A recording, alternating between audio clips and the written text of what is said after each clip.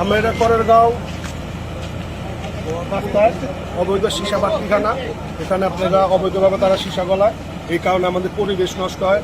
বাগদের লোকজন আমরা ঠিকমতো ঘুমাইতে পারি না, থাকতে পারি না, নানান ধরনের রোগ ব্যাধি হয়। তাই আজকে আমরা আমাদের এমপি মহোদয় গোবিন্দপুর চৌধুরীর নির্দেশে এখানে আমরা বলতে যাচ্ছি, আজকে এটা ঘুরিয়ে দিতে আসছি।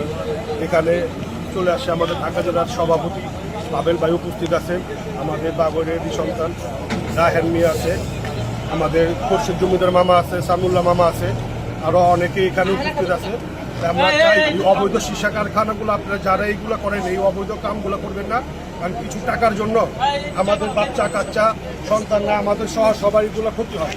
তাই আমরা যারা এই কাজের সাথে জড়িত তাদের কিছু সাধু আছে, এখানে বিএনপির নাম বিক্রি করে, বিভিন্ন নেতাদের নাম বিক্রি করে অবৈধ কাজগুলো করে।